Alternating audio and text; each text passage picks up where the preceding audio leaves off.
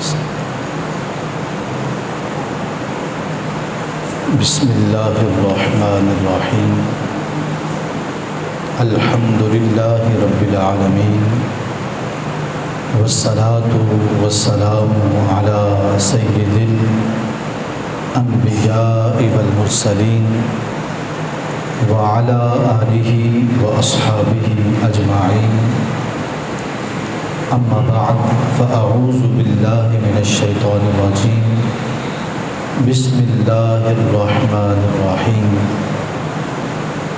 الذین ینقضون عہد اللہ من بعد میثاقہ ویقطعون ما امر اللہ به ان یوصل ویفسدون فی الارض اولئک هم الخاسرون صدق اللہ العظیم وبلغنا رسوله النبی الکریم الرؤوف الرحیم ان اللہ وملائکتہ یصلون علی النبی یا ایہا الذین آمنوا صلوا علیہ وسلموا تسلیما۔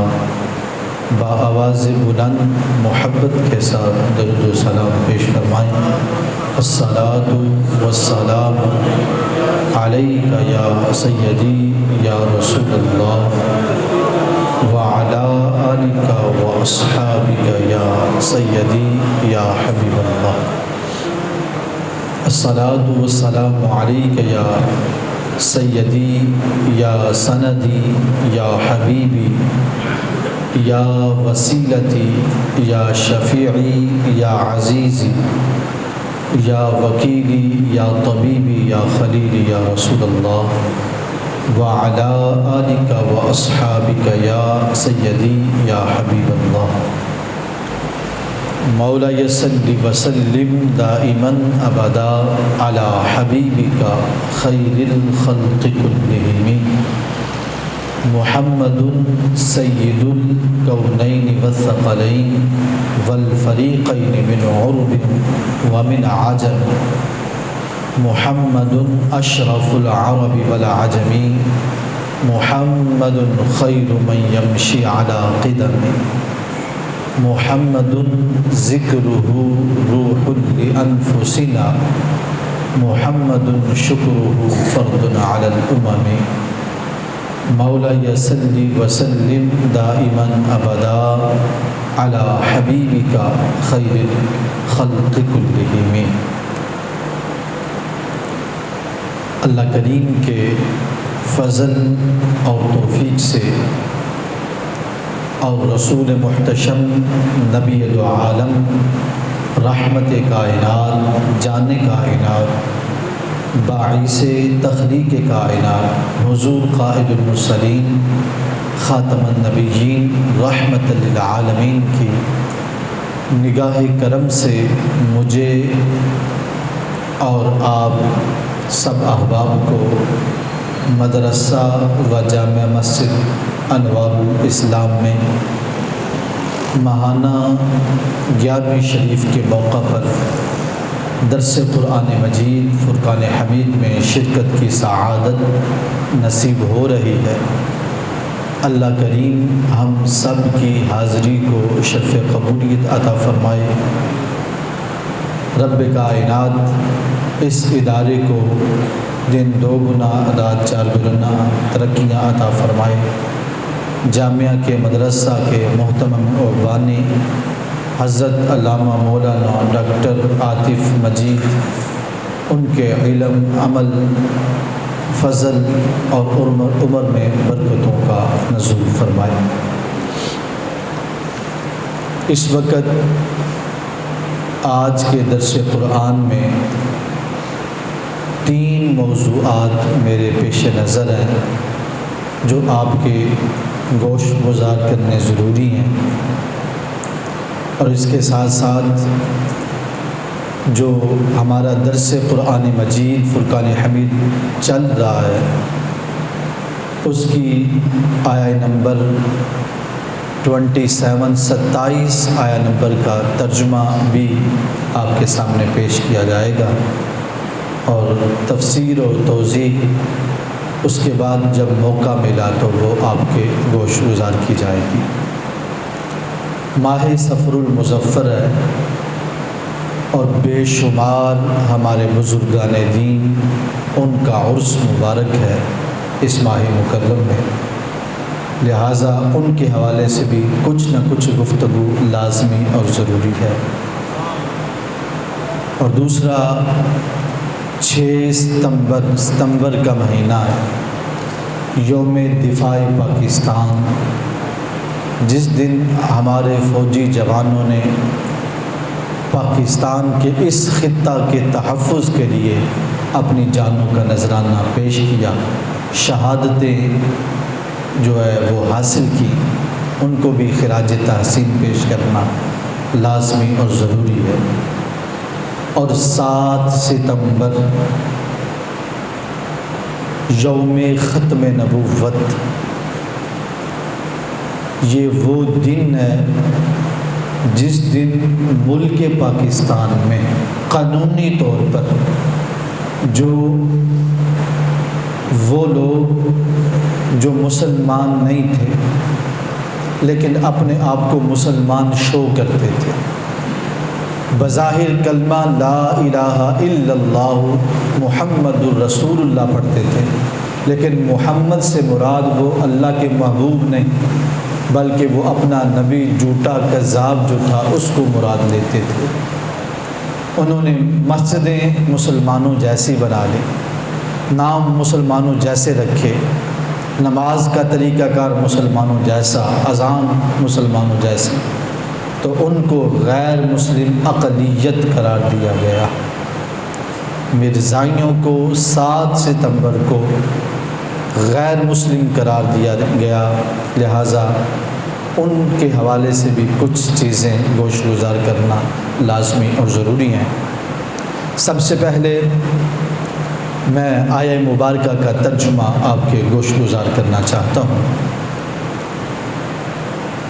آیہ مبارکہ کا جو گزشتہ حصہ ہے، جو پہلی آیہ مبارکہ ہے، اس میں اللہ کریم نے ارشاد فرمایا، اللہ کریم اگر کسی کو سمجھانے کے لیے مچھر یا مچھر سے جو حقیر چیز ہے اس کی بھی مثال دینا چاہے تو دے سکتا ہے، اس کی شان میں کوئی فرق نہیں آتا، کیونکہ جو مثالیں ہوتی ہیں وہ سمجھانے کے لیے ہوتی ہیں، وہ اس لحاظ سے ان کو تولا نہیں جاتا کہ اتنی بڑی ذات اور مچھر کا ذکر کرے، یہ اس انداز سے اس کو نہیں سمجھا جاتا، بلکہ سمجھا یہ جاتا ہے کہ اللہ کریم نے جو مچھر کا ذکر کیا ہے یا اس سے ادنا کا ذکر کیا ہے تو خالق کائنات ہمیں سمجھانا کیا چاہتا۔ اس آیہ مبارکہ کے تحت میں نے قرآن مجید فرقان حمید کی 4-5 آیات بینات آپ کے گوش گزار کی، جس میں اللہ کریم نے مختلف چیزوں کی مثالیں پیش فرمائی۔ اس کے بعد اللہ کریم فرماتا ہے کہ جب یہ مثالیں اہل ایمان سنیں گے تو وہ کہیں گے یہ ان کے رب کی طرف سے حق ہے، اور جب کافر سنیں گے تو کہیں گے اللہ کو ان مثالوں کو ذکر کرنے کی ضرورت کیا ہے۔ فرمایا ان مثالوں کو سن کر جو گمراہ لوگ ہوں گے، فاسق لوگ ہوں گے، وہ مزید گمراہی میں چلے جائیں گے، اور جو اہل ایمان ہوں گے اللہ تعالیٰ انہیں ہدایت عطا فرما دے گا۔ یضل بہ کثیرا ویہدی بہ کثیرا، بہت زیادہ اس سے ہدایت پا جائیں گے اور بہت زیادہ ان آیات بینات اور مثالوں کو سن کے گمراہ ہو جائیں گے۔ اب اگلی آیہ مبارکہ میں اللہ کریم نے وہ جو فاسق لوگ ہیں کہ فاسق کیسے بنتے ہیں، نافرمان کیسے بنتے ہیں، ان کا ذکر فرمایا ہے۔ تو اس کا ترجمہ آج آپ کے گوش گزار کیا جا رہا ہے۔ اللہ فرماتا ہے قرآن سے فاسق ہی گمراہ ہوں گے۔ فاسق کون سے ہوتے ہیں؟ الذین ینقضون عہد اللہ، وہ ہوتے ہیں جو اللہ کے وعدے کو توڑ دیں۔ فاسق نافرمان وہ ہوتا ہے کہ جو وعدے کو معاہدے کو توڑ دے۔ کب؟ من بعد میثاقہ، اس کے پختہ ہو جانے کے بعد۔ اللہ کریم کی ذات کی چاہت یہ ہے کہ جب وعدہ کسی سے کر لیں تو اس کو پھر نبھانا چاہیے، اور بالخصوص جو اللہ سے وعدہ ہے اس کو تو لازمی طور پر نبھانا چاہیے۔ ہمارے ہاں آج کل یہ بھی ماحول ہے، لوگ کہتے ہیں رات گئی تو بات گئی۔ وعدہ تو ایک رات کا تھا، کل کی رات کا وعدہ تھا، آج کی رات کا وعدہ تو نہیں ہے۔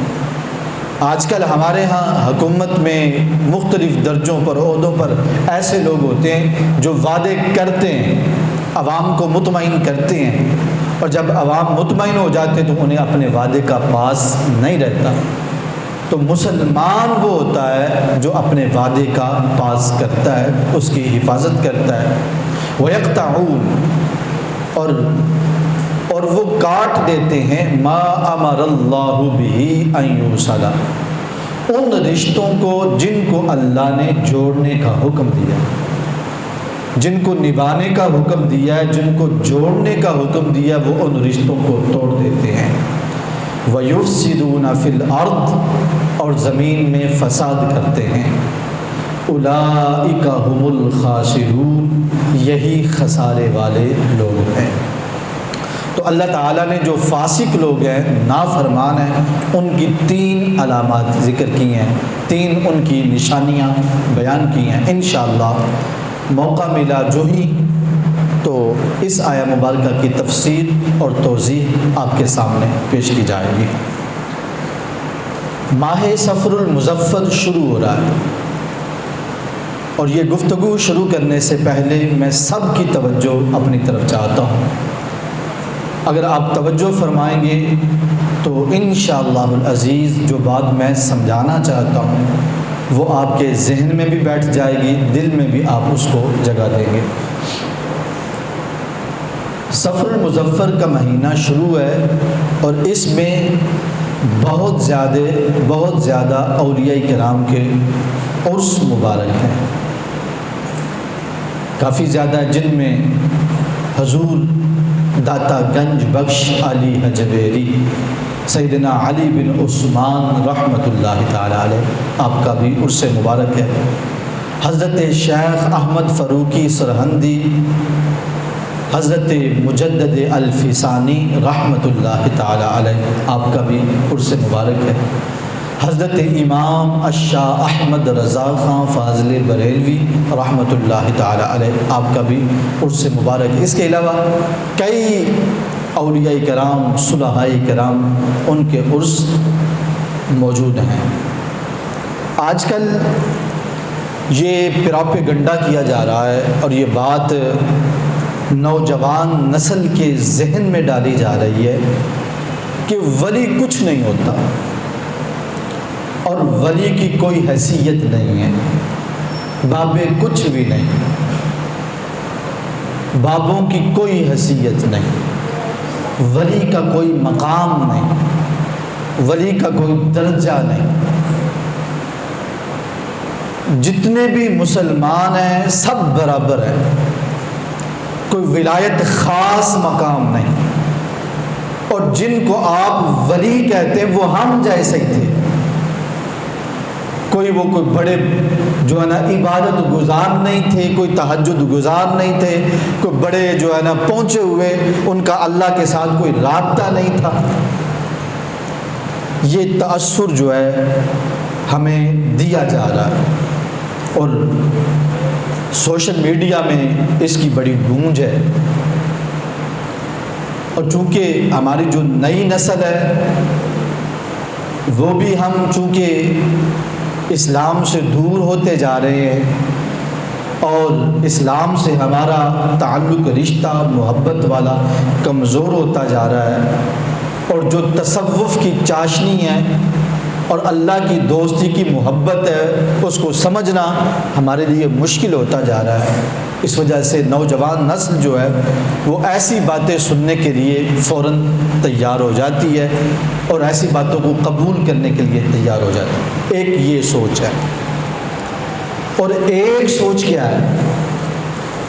ایک سوچ یہ ہے کہ آپ جس کو دیکھیں کہ اس نے زیادہ انگوٹھیاں پہنی ہوئی ہیں اس کو ولی مان لیں، جس نے زیادہ چادریں لی ہوئی ہیں اس کو ولی مان لیں، جس نے سر کے بالوں کی لمبی لمبی لٹیں بنائی ہوئی ہیں حتیٰ کہ بال جڑ گئے ہیں اس کو آپ ولی مان لیں، جس نے زیادہ کڑے پہن لیے ہیں اس کو ولی مان لیں، جس نے پاؤں کے اندر زیادہ کڑے یا زنجیریں پہنی ہیں، ہاتھوں میں پہنی ہیں، آپ سمجھ لیں کہ وہ ولی ہے۔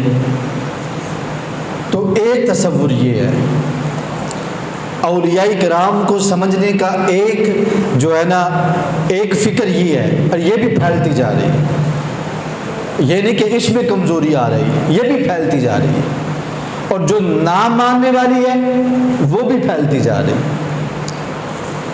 تو دونوں سائڈیں پھیلتی جا رہی ہیں، جو ہر ایک کو بغیر کسی معیار کے ولی ماننے والی سوچ ہے وہ بھی پھیلتی جا رہی ہے، اور اولیاء کرام کو نہ ماننے والی سوچ بھی وہ پھیلتی جا رہی ہے۔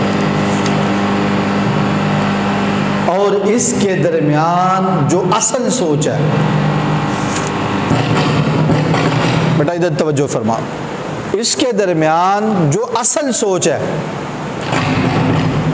جو اہل سنت کی سوچ ہے، جو اہل اسلام کی سوچ ہے، جو قرآن کی فکر ہے اور جو سنت رسول کی فکر ہے، وہ درمیان کے اندر جو ہے نا وہ چھپتی جا رہی ہے۔ میری بات سمجھ رہے ہیں آپ؟ تو جو اہل سنت کی سوچ ہے، جو قرآن کی فکر ہے، جو سنت کی فکر ہے، وہ یہ ہے کہ ولی ہیں، ولی بولیں، ولی سارے بولیں، ولی اللہ کے دوست ہیں، اللہ کے پیارے ہیں، اور اللہ کا پیارا بننے کے لیے، اللہ کا ولی بننے کے لیے، اللہ کا دوست بننے کے لیے جو سب سے بہترین معیار ہے اور سب سے اعلیٰ معیار ہے اور جو سب سے صحیح معیار ہے، وہ یہ ہے کہ ولی وہ ہوتا ہے جس کا صبح، جس کی شام، جس کا اٹھنا، جس کا بیٹھنا، جس کا چلنا، جس کا پھرنا، جس کا گفتگو کرنا، سارے کا سارا اللہ کے نبی صلی اللہ علیہ وسلم کی سنت کے مطابق ہوتا ہے، جو خود بھی اللہ والا ہوتا ہے اور جو اس سے جڑ جاتا ہے اس کو بھی اللہ کا خالص بندہ بنا دیتا ہے، جو خود بھی رب کی بندگی کرتا ہے اور جو اس کے ساتھ جڑ جاتا ہے اسے بھی تہجد گزار بنا دیتا ہے، اس کو بھی نیکوکار بنا دیتا ہے۔ یہ رب کا ولی ہوتا ہے جو اپنے اخلاق سے، اپنے کردار سے، اپنے گفتار سے، اپنے اعمال سے وہ لوگوں کو اتنا اٹریکٹ کرتا ہے، اتنا اپنی طرف جذب جو ہے نا کھینچتا ہے کہ کافر کیوں نہ ہوں بالآخر کلمہ پڑھ کے مسلمان ہو کے لا الہ الا اللہ محمد رسول اللہ صلی اللہ علیہ وسلم پڑھ کے رب کے محبوب کے امتی اور غلام بن جاتے ہیں۔ اللہ، یہ ہمارے بر صغیر کے جتنے بھی ولی ہیں یہ وہ ہیں۔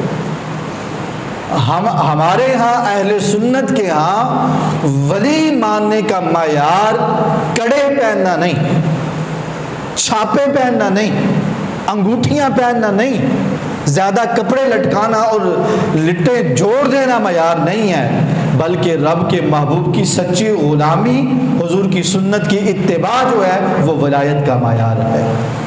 جو جتنا حضور صلی اللہ علیہ وسلم کی سنت کے قریب ہوتا جاتا ہے اللہ کا محبوب اور اللہ کا پیارا ہوتا جاتا ہے۔ تو بات کی سمجھ آ گئی؟ ولی ہیں ولی ہیں، اللہ کے دوست ہیں، اللہ کے پیارے ہیں۔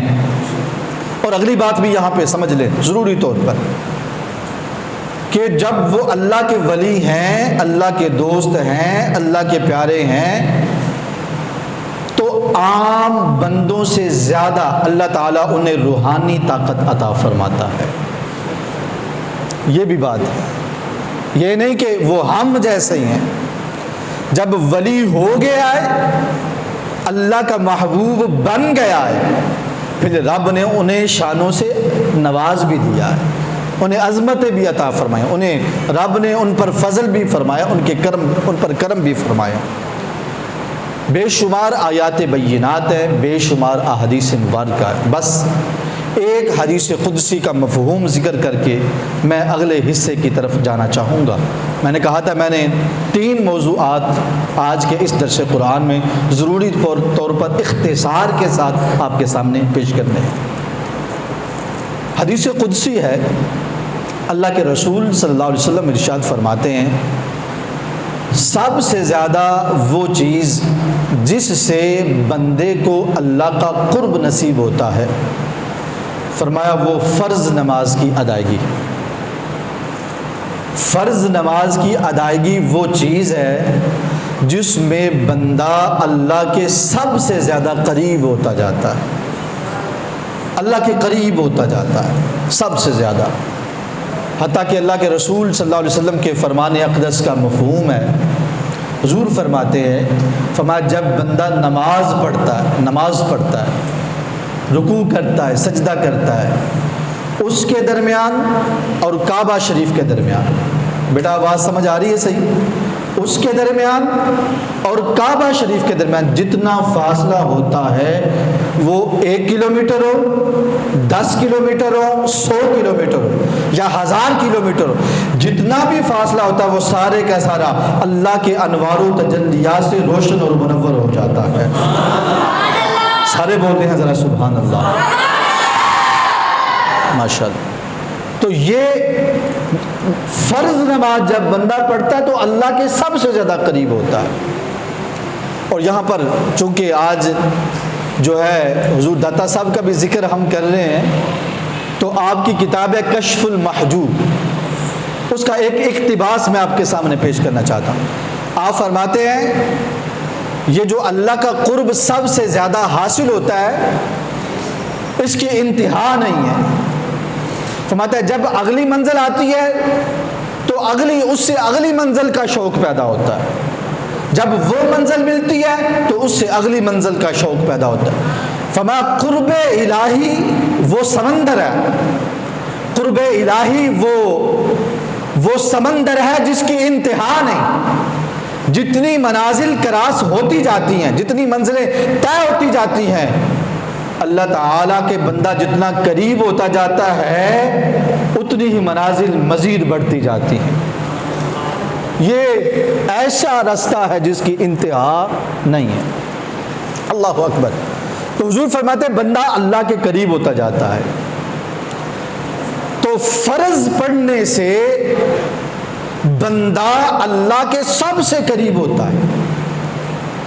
اور ہمارے ہاں کچھ ایسے لوگ ہیں جن کو ہم ولی مانتے ہیں اور ہماری عوام ان کو ولی کہتی ہے۔ وہ کہتے ہیں پتر تجھے نماز پڑھنے کی ضرورت نہیں ہے، جب میرا مرید ہو گیا ہے تو پھر اگر مرید ہو کے بھی نماز پڑھنی ہے تو پھر ہمارے مرید ہونے کا کیا فائدہ ہے۔ ایسے بھی جو ہے نا ولایت کے دعوے دار لوگ ہیں جنہوں نے اصل ولایت کو داغدار کر دیا، اور یہاں تک نہیں بلکہ وہ کہتے ہیں مولویاں دی 5 وقت نماز ہے اور عاشق دی 24 گھنٹے نماز ہے، لہذا مولوی تو اذان ہوتی ہے 5 وقت نماز پڑھتا ہے، ٹھیک ہے، مسجد میں جاتا ہے، ہمیں مسجد میں جانے کی ضرورت نہیں، ہمیں کسی اذان کی ضرورت نہیں، ہم جہاں پہ بیٹھے ہیں بس ہمارا تعلق اللہ سے ہے، ٹھیک ہے۔ ایسے دعوے جو حضور کی سنت سے دور کرنے والے، حضور کے دین سے دور کرنے والے اور درجہ ولایت کو داغدار کرنے والے ایسے بھی لوگ موجود ہیں۔ پھر دوسرے جو لوگ ہیں جو اولیاء کے منکر ہیں ان کو راستہ ملتا ہے. وہ کہتے ہیں آپ ان لوگوں کو ولی مانتے ہیں. انہوں نے ہماری بات سمجھی نہیں. انہوں نے سمجھا شاید یہ ملنگوں کو ولی مانتے ہیں, لٹوں والوں کو ولی مانتے ہیں, زیادہ جو ہے نا انگوٹھیاں پہننے والے کو ولی مانتے ہیں. ہم ان کو ولی نہیں مانتے. ہم ولی اسے مانتے ہیں جسے دیکھا جائے تو اللہ کی ذات یاد آ جائے. جن کو دیکھ کے رب یاد آتا ہے, ہم ایسے لوگوں کو اللہ کا ولی مانتے ہیں. سمجھ آئی بات کی؟ تو حضور نے فرمایا یہ اللہ کا قرب جو ہے وہ فرض سے حاصل ہوتا ہے. اور پھر فرمایا بندہ, میرا بندہ نوافل پڑھتا رہتا ہے, تہجد پڑھتا ہے, اشراق پڑھتا ہے, اوابین پڑھتا ہے, چاشت پڑھتا ہے, دعا پڑھتا ہے, نماز تسبیح پڑھتا ہے, دیگر نمازیں پڑھتا ہے, تحیۃ المسجد پڑھتا ہے, تحیۃ الوضو پڑھتا ہے, مختلف نوافل پڑھتا ہے, سنت موقدہ پڑھتا ہے, غیر موقدہ پڑھتا ہے, نوافل پڑھتا ہے. حتیٰ کہ حضور فرماتے ہیں, اللہ فرماتا ہے, حضور فرماتے ہیں. کون فرماتا ہے؟ سارے بولو, کون فرماتا ہے؟ فرمایا وہ جو میرے قریب تھا نا فرض پڑھ کے, پھر وہ میرا حبیب بن جاتا ہے. بولیں سبحان اللہ. فرض پڑھنے سے قریب آتا ہے, قریب ہو جاتا ہے, اور نوافل کثیر پڑھنے سے وہ رب کا بولیں حبیب ہو جاتا ہے, وہ اللہ کا محبوب ہو جاتا ہے. اب یہ ہے کہ یہ حبیب ہے, یہ ولی ہے, ولایت ہے, ولی ہیں, اللہ کے بزرگ ہیں, اللہ کے نیک بندے ہیں. اور پھر ان کا کیا پھر ہمارے جیسے رہ جاتے ہیں یا اللہ انہیں کوئی خاص شان عطا فرماتا ہے؟ یہ اس حدیث قدسی میں موجود ہے. حضور فرماتے ہیں, اللہ فرماتا ہے وہ بندہ تو میرا ہوتا ہے, ٹھیک ہے, جن آنکھوں سے وہ دیکھتا ہے ان آنکھوں کو میں خصوصی طاقت عطا فرما دیتا ہوں. فرماتا ہے آنکھیں اس کی ہوتی ہیں, طاقت پیچھے اللہ کی ہوتی ہے. ہمارے پیچھے کس کی طاقت ہے؟ ہم جب دیکھتے ہیں تو پیچھے طاقت کس کی ہے؟ اللہ کی. اور جب ہم سنتے ہیں تو پیچھے طاقت کس کی ہے؟ اللہ کی. لیکن یہ عام طاقت ہے, اللہ تعالیٰ انہیں خصوصی طاقت عطا فرماتا ہے. یہ خصوصی کا لفظ میں با محاورہ عرض کر رہا ہوں, ورنہ حدیث کے جو الفاظ ہیں وہ یہاں فرماتا ہے, رب فرماتا ہے آنکھیں اس کی ہوتی ہیں اور دیکھتا میں ہوں. آنکھیں اس کی ہوتی ہیں اور دیکھتا, کان اس کے ہوتے ہیں اور سنتا میں ہوں, ہاتھ اس کے ہوتے ہیں پکڑتا میں ہوں, قدم اس کے ہوتے ہیں اور چلتا میں ہوں. اور جب اللہ کی خصوصی طاقت سے دیکھتے ہیں, خصوصی طاقت سے سنتے ہیں, تو ہم جب اپنی آنکھوں سے دیکھتے ہیں تو ہمیں دیوار کے پیچھے نظر آتا نہیں. لیکن رب کا ولی جہاں پہ بیٹھا ہوتا ہے اللہ کریم اسے یہ شان عطا فرماتا ہے, وہ بیٹھا تو اپنی جگہ پہ ہوتا ہے لیکن ہزاروں میل تک اس کی نگاہ پہنچ جاتی ہے. وہ بیٹھا تو اپنی جگہ پہ ہوتا ہے لیکن ہزاروں میل دور سے وہ اپنے کانوں سے آواز کو سن لیتا ہے. اور یہ بڑا عجیب جملہ آج کل بولا جاتا ہے جب ولیوں کی شان بیان کی جائے, ان کی کرامتیں بیان کی جائے تو کہتے ہیں کہانیاں ہیں. اور بدتمیز سا شخص ہے ایک آدمی, وہ سوشل میڈیا پہ لوگوں نے اس کو مشہور کر دیا, وہ کہتا ہے کہانیاں ہیں. لفظ بھی ایسے ہی بولتا ہے جو ہے نا, بڑا عجیب سا. جی کیا حضرت آصف بن برخیہ کا اپنی جگہ پہ بیٹھ کر ملکہ بلقیس کے ہزاروں میل جو تخت تھا اس کو لانا, اس کو دیکھنا, اس کو پکڑنا, اس کو لانا, یہ کہانی ہے یا قرآن ہے؟ یہ اللہ کا قرآن ہے, یہ اللہ کا قرآن ہے. اور خضر علیہ السلام کا موسیٰ علیہ السلام کے ساتھ بیٹھ کر مستقبل کی خبریں دینا, ماضی کی خبریں دینا اور حال کی خبر دینا, یہ قرآن تھا یا کہانی تھی؟ اللہ کا قرآن تھا. لہذا یہ کہانیاں نہیں ہیں. ہاں ایسا بھی ہے کہ لوگوں نے کہانیاں بنائی ہیں, جنہوں نے پراپیگنڈے کیا, جنہوں نے اپنے آپ کو ولی ہونے کا دعویٰ کیا لیکن ولایت پہ پہنچے نہیں. ان کے مریدوں نے کہانیاں بنائیں سو بنائیں، وہ غلط ہیں، ہم انہیں ماننے کے لیے تیار نہیں ہیں۔ لیکن جو رب کے سچے ولی ہیں ہم تو ان کی بات کر رہے ہیں، جو اللہ کے محبوب ہیں ہم تو ان کی بات کر رہے ہیں، جو اللہ کے پیارے ہیں ہم تو ان کی بات کر رہے ہیں، جن کے بارے میں رب فرماتا ہے من عاد لی ولیا فقد آذنتہ بالحرب، جو میرے ولی سے دشمنی رکھتا ہے میں اس سے اعلان جنگ کرتا ہوں۔ میرے داتا سے دشمنی نہ رکھنا، میرے غوث سے دشمنی نہ رکھنا، سیدنا علی بن عثمان الحجویری داتا گنج بخش سے دشمنی نہ رکھنا، سیدنا عبد القادر جیلانی غوث پاک سے دشمنی نہ رکھنا، بابا فرید سے دشمنی نہ رکھنا، خواجہ معین الدین چشتی اجمیری سے دشمنی نہ رکھنا۔ یہ میرے پیارے ہیں، یہ میرے محبوب ہیں، اور ان کی باتوں کو کہانیاں نہ کہنا۔ میں نے انہیں وہ شان عطا فرمائی ہے کہ یہ دیکھتے آنکھ ان کی ہوتی ہے، لیکن دیکھنے کی طاقت میں خود رب اپنے فضل سے انہیں عطا فرماتا ہوں۔ تو بات میں ختم کر رہا ہوں، بڑی لمبی بات ہے، اس کو جتنا بھی جو ہے نا، لیکن مقصود بیان کر دیا۔ اللہ کے ولی ہیں، اللہ کے محبوب ہیں، اور خالق کائنات ان کو بے شمار عظمتیں، شانیں اور طاقتیں عطا فرماتا ہے۔ حضور فرماتے ہیں وَإِن سَأَلَنِي لَأُوتِيَنَّهُ، اللہ فرماتا ہے وہ میرا بندہ جب مجھ سے ہاتھ اٹھا کے دعا کرتا ہے میں اس کی ہاتھوں کو خالی ہاتھ بھیجتا نہیں، اور ان کی دعاؤں کو قبول کر لیا جاتا ہے۔ 6 ستمبر یوم دفاع پاکستان ہے۔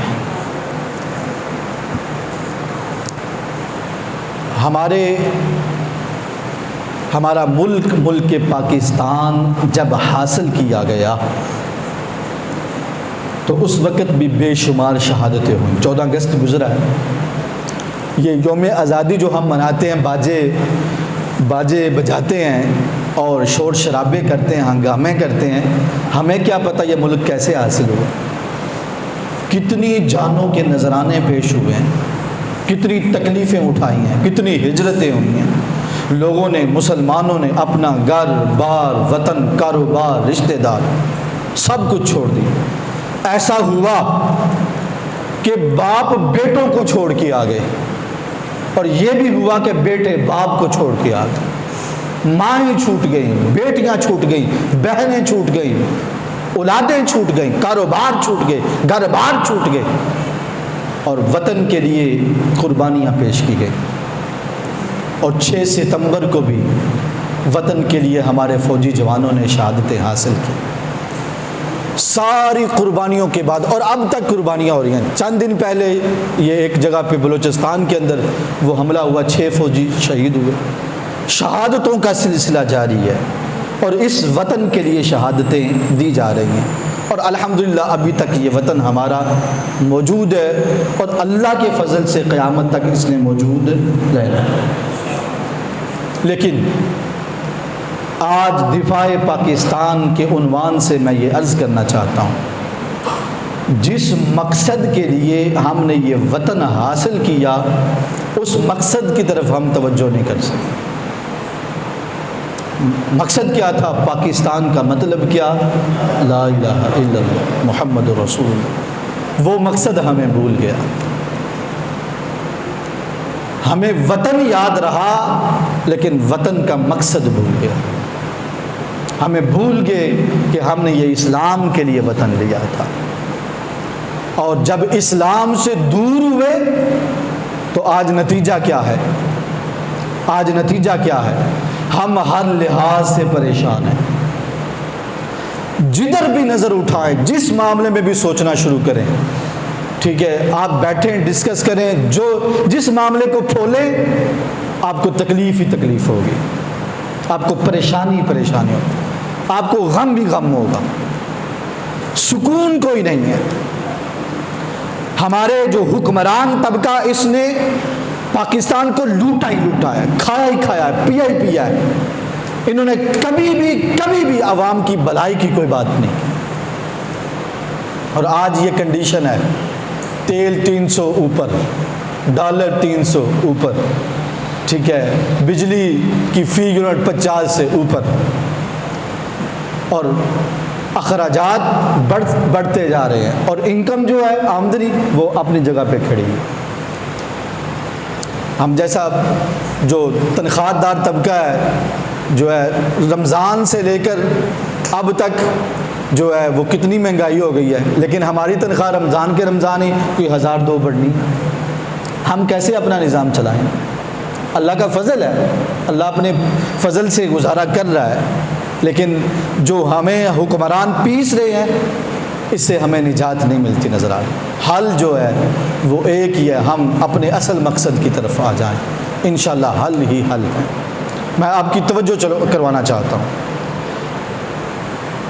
ہمارے ملک پاکستان میں یہ ہمارا علاقہ جو 40 سال کے بندے ہیں، 50 سال کے، وہ میری بات سمجھ جائیں گے آسانی کے ساتھ، یہ ہمارا علاقہ سیالکوٹ کا علاقہ، ہمارے علاقے کا پانی اتنا میٹھا تھا، اتنا ذائقے دار تھا، آپ جہاں سے بھی چاہیں پیٹ بھر کے پانی پی سکتے تھے۔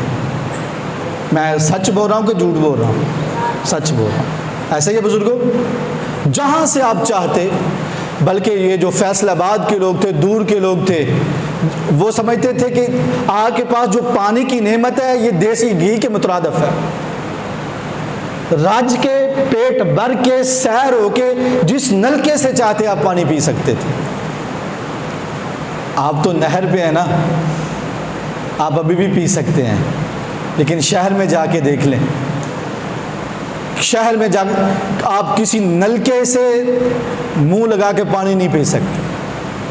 پانی کا ذائقہ اتنا گندا، اتنا کڑوا، اتنا بد مزہ ہو گیا ہے۔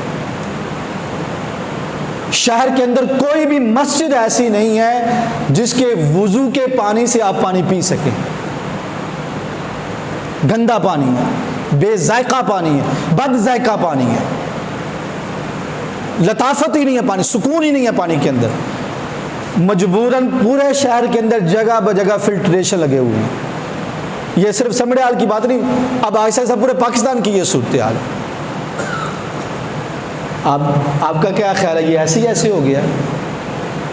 جب یہ پانی کے اندر، سمندر کے اندر گند ڈالا جا رہا تھا تو ہمارے حکمران سوئے ہوئے تھے، اور اب بھی سوئے ہوئے ہیں۔ یہ فیکٹریاں لگی، انہوں نے ڈائریکٹ سمندر کے اندر اپنا زہر ڈالا، اور اب پانی پینے کے قابل نہیں رہا، اور اب بھی ہمارے حکمران خاموش ہیں۔ حالانکہ ہونا یہ چاہیے تھا کہ اپنے علاقے کے پانی کی حفاظت کے لیے جو ذمہ دار لوگ تھے ان کو کردار ادا کرنا چاہیے۔ ہمارے ہاں کیا ہوتا ہے، یہ آپ جدھر بھی توجہ کر لیں، پریشانیاں ہی پریشانیاں۔ اب ہر زرعی علاقہ وہ ٹاؤن بنتا جا رہا ہے، ہر زرعی علاقہ ٹاؤن بنتا جا رہا ہے۔ آپ کے سامنے لیچی کا باغ تھا، مجھے یاد ہے، بڑا خوبصورت تھا، اب وہ ٹاؤن بن گیا۔ بے شمار ایسے علاقے ہیں جو زرعی زمینیں تھیں ٹاؤن بن گئی ہیں۔ یہ سیالکوٹ ڈیفنس جو ماڈل سٹی ہے، یہ سارا زرعی علاقہ تھا، ٹاؤن بن گیا ہے۔ اب جب 10-15 سال 20 سال گزرنے ہیں، زراعت کے لیے جگہ نہیں ملنی، پھر ہمارے حکمرانوں کو ہوش آنی ہے، وہ جگہ تو ساری ٹاؤنوں میں چلی گئی۔ ہمیں ہوش اس وقت آتی ہے، میں ویسے مزاح میں کہتا ہوں کہ چونکہ ہم سکھوں کی اولاد ہیں تو سکھاں نوں ہی ہوش آندی جو وٹا پہ آ کے تھلے ڈگ پیندا ہے، ٹھیک ہے؟ جب سر پھاڑ دیتا ہے نا پتھر، اس وقت سکھوں کو ہوش آتی ہے۔ ہمارا چونکہ آباؤ جداد ادھر سے ہی ہیں تو ہمیں بھی ہوش اسی وقت آنی ہے۔ یہ صورتحال ہے۔ اب جدھر بھی توجہ کر لیں تو سب کا حل یہ ہے کہ ہم اپنی اصل کی طرف آ جائیں، نظام مصطفیٰ کی طرف آ جائیں، اور لا الہ الا اللہ محمد رسول اللہ کی طرف آ جائیں۔ 7 ستمبر یہ ختم نبوت کے دفاع کا دن ہے، یوم ختم نبوت ہے، اور ختم نبوت کا مطلب یہ ہے ہمارے نبی حضرت سیدنا احمد مصطفیٰ محمد مجتبیٰ صلی اللہ علیہ وسلم اللہ کے آخری نبی ہیں، اور نہ صرف آخری نبی ہیں، یہ بات توجہ کے ساتھ، نہ صرف آخری نبی ہیں بلکہ رب کائنات نے ہر لحاظ سے ہمارے آقا صلی اللہ علیہ وسلم کو افضل اور اعلیٰ بنایا ہے۔ حضور کا دین سب سے افضل دین ہے، حضور کی ذات سب سے افضل ذات ہے، حضور کے کمالات اور شانیں سب سے اعلیٰ اور افضل ہیں، حضور کی کتاب سب سے اعلیٰ اور افضل کتاب ہے۔ اگر حضور کے بعد کوئی نبی ہونا ہوتا تو حضور سب سے افضل نہ ہوتے، سب سے اعلیٰ نہ ہوتے، سب سے بزرگ اور برتر نہ ہوتے۔ اللہ کریم نے اپنے محبوب صلی اللہ علیہ وسلم کو خاتم بنا دیا ہے، مہر بنا دیا ہے، آخری بنا دیا ہے۔ آپ صلی اللہ علیہ وسلم اللہ کے آخری نبی ہیں، اب حضور کے بعد کوئی نبی آ سکتا نہیں۔ اگر قرآن آخری کتاب نہ ہوتی تو اللہ کریم اس کی حفاظت کا ذمہ نہ لیتا، جیسے توراۃ، زبور، انجیل وہ بھی اللہ کی کتاب ہے، لیکن حفاظت کا ذمہ نہیں لیا گیا۔ قرآن آخری کتاب تھی، اللہ کریم نے قیامت تک اس کی حفاظت کا ذمہ خود لیا ہے۔ اگر حضور کا دین آخری دین نہ ہوتا اور حضور کے بعد بھی نبی آ سکتا ہوتا تو اللہ کریم اس دین کی حفاظت کا ذمہ نہ لیتا، جبکہ حضور کا فرمان ہے، فرمایا اللہ کی قسم مجھے میرے بعد شرک کا کوئی خوف نہیں ہے۔ پہلے نبی آتے تھے، ان کے بعد پھر شرک آتا تھا، پھر نبی کی ضرورت پڑتی تھی۔ فرمایا میرے بعد تھوک کے حساب سے جیسے پوری کی پوری امت دوبارہ مشرک ہو گئی، فرمایا ایسا نہیں ہوگا، میرے غلام بڑھتے جائیں گے، بڑھتے جائیں گے، حتیٰ کہ جب قیامت کا دن ہوگا، جو قیامت کے دن صفیں لگیں گی وہ کتنی ہوں گی؟ 120۔ کتنی ہوں گی؟ 120۔ تو میں میرے غلاموں کی صفیں 80 صفیں میرے غلاموں کی ہوں گی۔ اللہ اکبر۔ فرمایا یہ بڑھتے جائیں گے، یہ کم نہیں ہوں گے۔ اور اگر حضور کا دین آخری دین نہ ہوتا، آخری بات سمجھ لو اچھے بات طریقے سے، تاکہ کسی سے بات کرنے کی ضرورت پڑے تو کر دیں، اگر حضور کا دین آخری دین نہ ہوتا اور حضور آخری نبی نہ ہوتے تو کسی بھی نبی نے یہ اعلان نہیں کیا الیوم اکملت لکم دینکم، میں نے تمہارا دین مکمل کر دیا۔ جتنے بھی نبی آئے کسی نے بھی دین کی تکمیل کا اعلان نہیں کیا، ہمارے نبی صلی اللہ علیہ وسلم نے دین کی تکمیل کا اعلان فرما دیا ہے۔ قرآن میں دین کی تکمیل کا اعلان ہے، یہ دین مکمل ہو چکا ہے، جو آدم علیہ السلام سے شروع ہوا تھا اور حضرت محمد مصطفیٰ صلی اللہ علیہ وسلم پہ ختم ہو گیا۔ اب یہ دین مکمل ہو گیا ہے، اس کے بعد کسی دین کی حاجت اور ضرورت نہیں ہے۔ لہٰذا یہ 7 ستمبر کا دن یاد رکھ لیں، یہ بھی چیزیں یاد رکھیں۔ یہ کون سا دن ہے؟ ختم نبوت کا، یوم ختم نبوت۔ ہمارے علماء نے، بزرگوں نے پاکستان کے اندر قانونی طور پر جو قادیانی تھے، جنہوں نے مسجدیں ہماری جیسی بنا لیں، قرآن ابھی بھی وہ جو ہے نا اسی طرح کا پڑھتے ہیں، نماز بھی ہمارے جیسی پڑھتے ہیں، اذان بھی ہماری جیسی دیتے ہیں، لیکن ہمارے نبی کو آخری نبی مانتے نہیں، ان کو غیر مسلم کہا گیا، ان کو اقلیت کہا گیا۔ ایک بات اور توجہ کے ساتھ سنیں، ہونا تو یہ چاہیے کہ جو کہے میں جو ہے مسلمان ہوں، اللہ کو مانتا ہوں، حضور کو مانتا ہوں، لیکن آخری نبی نہیں مانتا، تو اس کو اسلام میں شامل کرنا چاہیے۔ آج کل ہمارا لبرل لوگ ہیں نا، دل وسیع ہونا چاہیے، تو ایسے لوگوں کو اسلام میں شامل کرنا چاہیے، لیکن کیوں نہیں کرتے؟ وجہ کیا؟ وجہ یہ ہے، ایک ہے یہودی، ایک ہے عیسائی، ایک ہے ہندو، ایک ہے سکھ، ان کا اپنا اپنا نظام ہے، اس کے مطابق زندگی بسر کر رہے ہیں اور اس کے مطابق چل رہے ہیں۔ یہ وہ لوگ ہیں کہ جو نقلی امت بنے ہوئے ہیں، انہوں نے نقلی نبی بنایا ہوا ہے، انہوں نے نقلی مسجدیں بنائی ہوئی ہیں، نام ہمارا یوز کرتے ہیں اور کام اپنے کرتے ہیں۔ اب پاکستان کے اندر، پوری دنیا کے اندر قانون ہے، ایک ہوتا ہے ٹریڈ مارک، ٹریڈ مارک، جو آپ کا نام ہوتا ہے وہ کوئی اور یوز نہیں کر سکتا۔ میرا نام غلام مصطفیٰ شرازی ہے، ٹھیک ہے، میرے والد کا نام مجید علی چشتی ہے، ٹھیک ہے، کل ایک اشتہار لگاؤ، ادھر فلیکس لگاؤ، غلام مصطفیٰ شرازی ولد مجید علی چشتی کا بیان انوار الاسلام مسجد مدرسے میں ہو رہا ہے، تو بیان کرنے کے لیے قاری افضل صاحب تشریف لے آئیں اور کیا کہے، میں غلام مصطفیٰ شرازی ہوں، ٹھیک ہے، اور میں کیا یہ بات درست ہوگی؟ کیوں؟ جو میرا نام ہے وہ میرا ہی رہنا چاہیے، تو جو آپ کا نام ہے وہ آپ کا رہنا چاہیے۔ اگر آپ کو دین کا اتنا ہی شوق پیدا ہو گیا، آپ کا نبی آ گیا، آپ اس کے خلیفہ ہو گئے، تو اپنے دین کا اعلان کریں، اس کے مطابق چلیں۔ جو ہمارا دین ہے اس کو کیوں یوز کیا جاتا ہے اور اس کا طریقہ کار کیوں اڈاپٹ کیا جاتا ہے؟ یہ اس وجہ سے جو ہے وہ ہمارے دین پہ حملہ کرتے ہیں، ہمارے حقوق کو سلب کرتے ہیں۔ یہ ایسا ہی ہے جیسے کوئی آدمی آ کے کہے، میرے آ کے سامنے کہے کہ میں غلام مصطفیٰ ہوں اور میں مجید علی چشتی کا بیٹا ہوں، ٹھیک ہے، اس سے بڑا فراڈیا کوئی ہو سکتا نہیں۔ علامہ امام الشاہ احمد نورانی صدیقی رحمۃ اللہ تعالی علیہ، جو اس تحریک کے سپہ سالار تھے، انہوں نے بھی بھٹو کو یہی بات سمجھائی کہ بھٹو صاحب آپ وزیر اعظم ہیں، تو اگر کوئی بندہ آپ کے سامنے کرسی لگا کے کہہ دے میں وزیر اعظم ہوں، تو آپ کیا اسے وزیر اعظم مان لیں گے؟ یہ کیسے مان سکتے ہیں؟ میں بڑی مشکل سے جمہوری طریقے سے وزیر اعظم بناؤں۔ تو فرمایا جب ایک وزیر اعظم کو وزیر اعظم نقلی برداشت نہیں ہے، تو ہم حضور کی امت نقلی امت کیسے برداشت کر سکتے ہیں؟ اور ہم حضور کے غلام نقلی نبی کیسے برداشت کر سکتے ہیں؟ لہٰذا اس کو کافر قرار دینا ضروری ہے، اس کو غیر مسلم قرار دینا ضروری ہے، اور اقلیت قرار دینا اس کو لازمی اور ضروری ہے۔ اللہ کریم سے دعا ہے خالق کائنات ہم سب کی حاضری کو شرف قبولیت عطا فرمائے۔ وآخر دعوانا ان الحمدللہ رب العالمین۔